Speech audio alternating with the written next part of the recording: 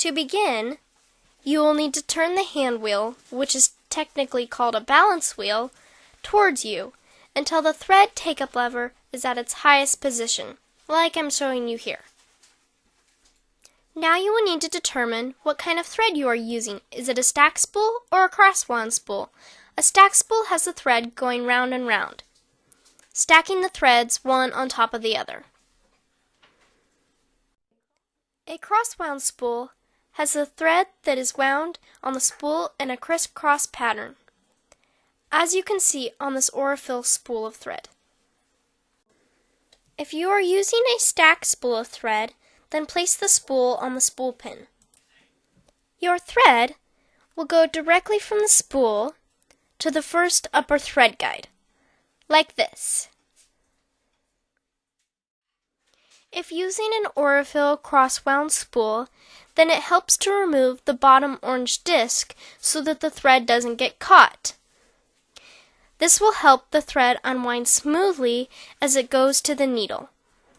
With a cross-wound spool, it is highly recommended that you use a thread stand that is designed specifically for the featherweight.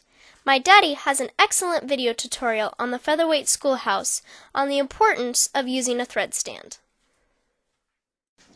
Cross-wound spools require the thread to be lifted off the spool, versus being pulled from the side, which causes a wobble of the spool.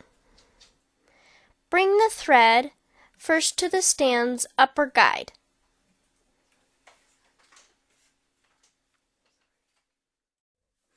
Then back down to the thread stand's eyelet hole, threading from right to left.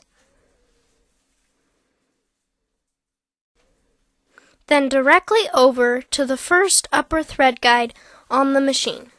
The remaining steps for threading the machine will be the same for all spool types. Place your right hand on the thread to hold it taut for the next couple of steps. Using your left hand, grab the thread and bring it straight down and slip it between the tension discs. Make sure it is between the discs and not in front or behind them. Bring the thread around and under the take-up spring. The take-up spring should raise up as the thread is brought all the way around and into the retaining fork. Then direct the thread behind the wire thread guide directly above the tension unit. Next, go up and through the take-up lever, threading from right to left. Bring the thread down and into the eyelet on the faceplate. Usually you can catch the thread from the back of the eyelet. Continue threading to the next lower wire thread guide, as well as the last needle clamp thread guide directly above the needle. Some featherweights have this last guide situated in such a way that the thread enters from the right. Remember from our last video how important it was to have the flat side of the needle facing left?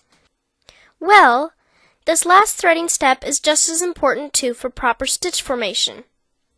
The thread goes through the needle from right to left, or an easy way to remember is inside out, from the inside of the machine to the outside.